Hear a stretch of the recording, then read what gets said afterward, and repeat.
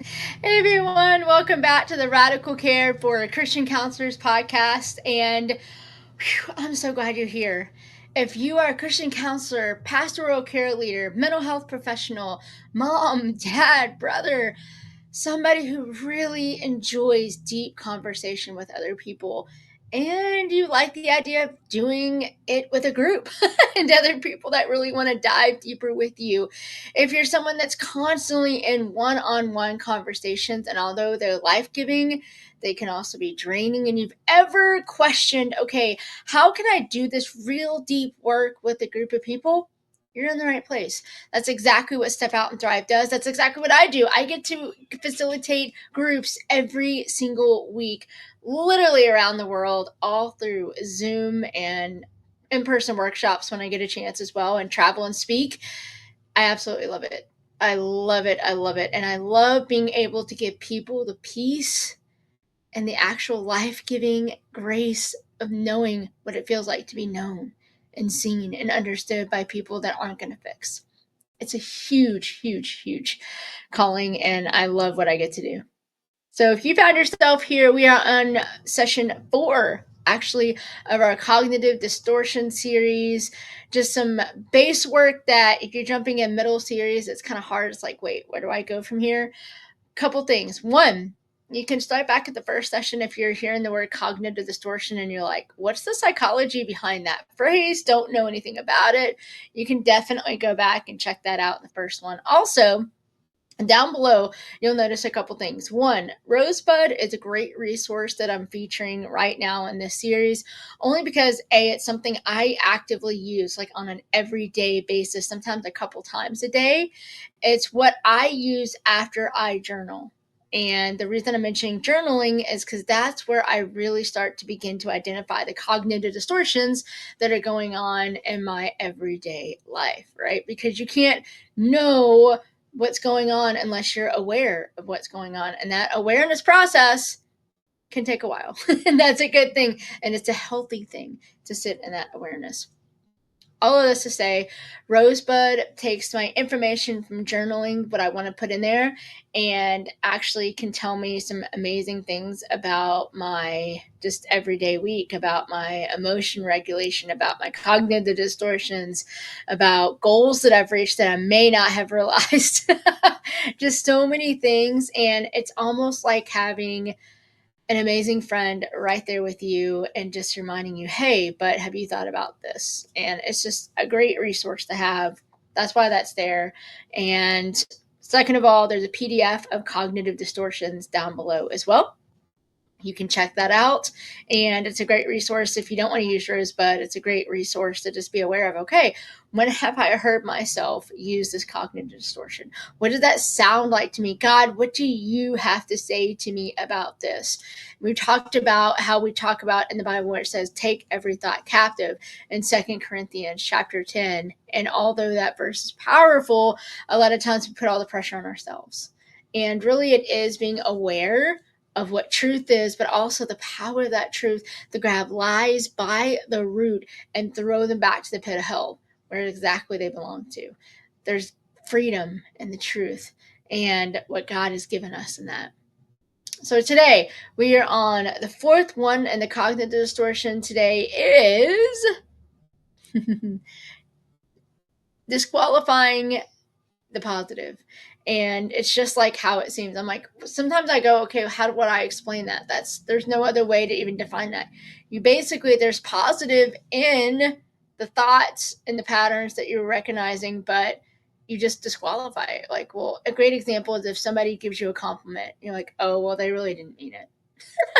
And a lot of times that goes back to receiving, and there's so many other things that you could ask and question and get curious about that statement. But basically, what you're doing is you're disqualifying that encouragement that was given to you. There's some positive in that.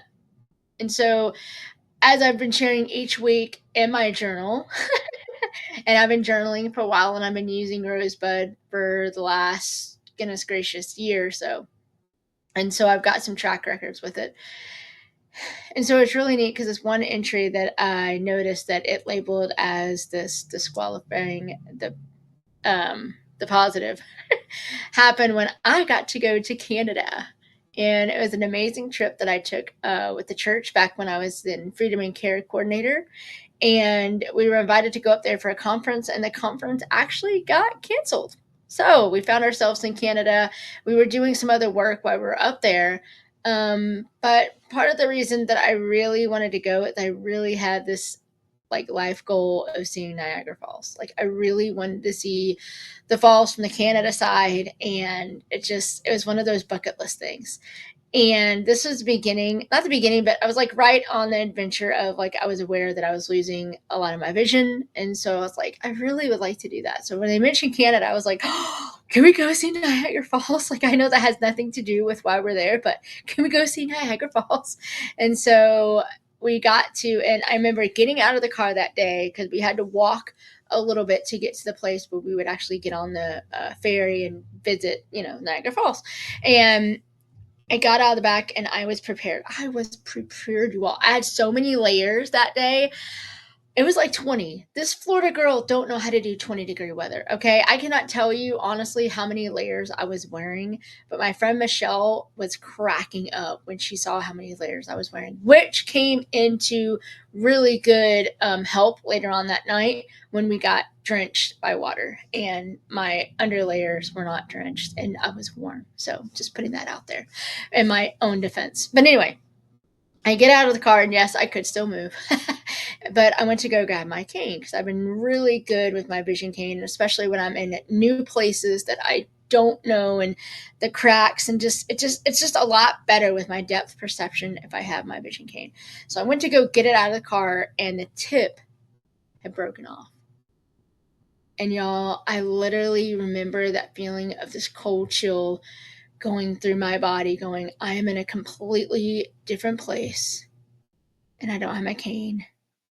And I don't know how I'm going to do this. And I know there's a lot of walking involved. How am I going to do this?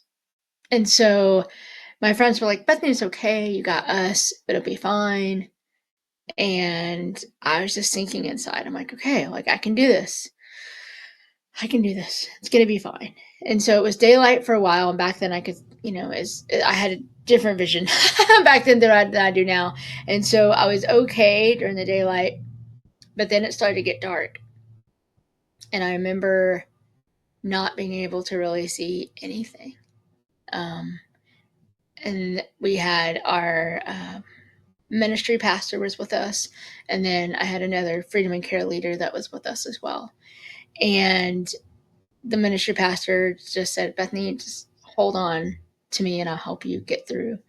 And that moment was so scary for me because really not to see and you're trusting this other human being to get you. And I just remember it was dark and I was scared and I just wasn't sure how to even make it through some of the obstacles that were there. And then to top it off, the way that we went, they said, oh, well, you're going to go through the wind and the falls, the mist from the falls is going to hit you. So just be careful. We literally thought we were in a downpour. We thought it was pouring down rain. And in all honesty, it was just the falls. We just went through it. But at that moment, I want you to keep in mind that literally I had to take my hearing aids out. So I was pretty much walking through the falls in Canada, freezing cold, with tons of layers on, and pretty much deaf and blind, and holding on to my friend to hope that he could get me through. That moment scared me. I'm just keeping it real. That scared me. And so I journaled. I remember not that night because we got home really late that night and I was tired. I slept really good, just keeping it real. But after we got home, actually, I started journaling some of this down. And I remember my first entry was really filled with just, I can't believe I did that. Like, why did I not think that through? Why did I not think about putting the tip better on so that I can make sure that I could get through okay?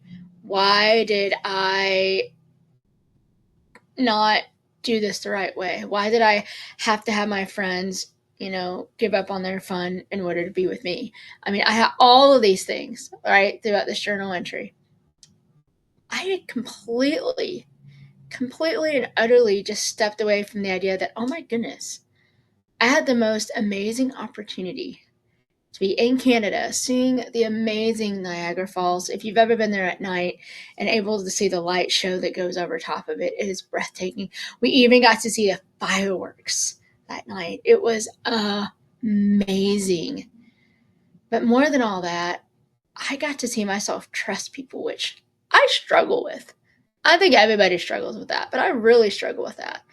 And I got to see myself go through stuff and go through obstacles that night that I don't know if I would have been able to do even a couple years earlier because that trust factor. I missed all that growing potential. I missed what God was really wanting me to get in that moment, all because I was in this shame storm and this whole disqualifying the positive.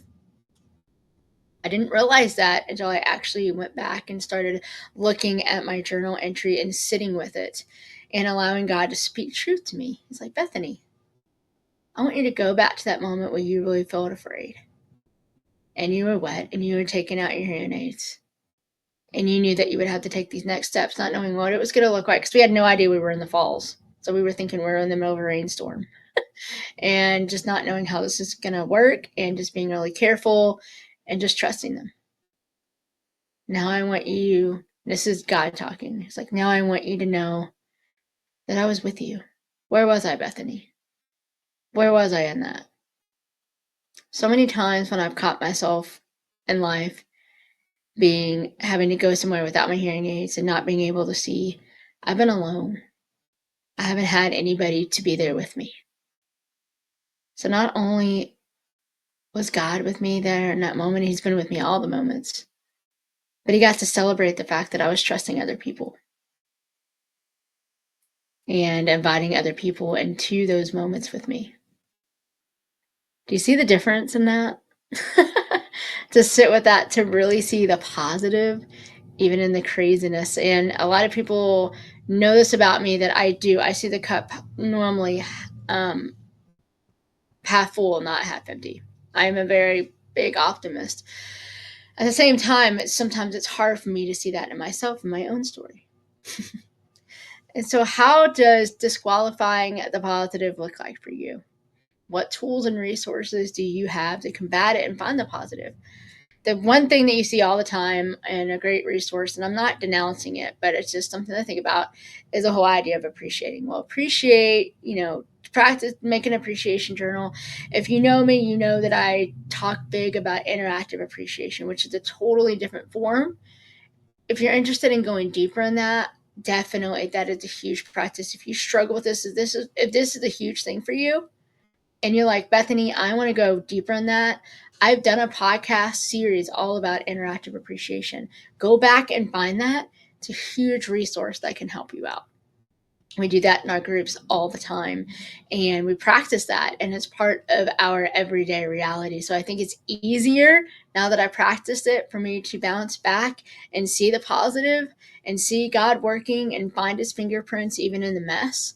But at the same time, it can be challenging, and even I struggled, and that's why I do these cognitive distortion filters when I'm looking through my journals. So there's an example for you. I would love to hear maybe a time in your life where you notice, oh, wow, I am disqualifying the positive here. And what tools and resources maybe you would recommend that you use to really go before God and go, okay, God, can you tell me your truth about this? So again, if you're interested in Rosebud, that's down below. And if you're interested in learning more about the Cognitive Distortion PDF, that's below here. And I would love to connect with you and get to know more. And again, we have our free community that's available at bethanyboring.com, and you can be a part of it. And we'd love to have you join in the conversation. So again, have an amazing week, my friends, no matter if you're at Niagara Falls or the Grand Canyon or here in Florida or wherever you are in the world.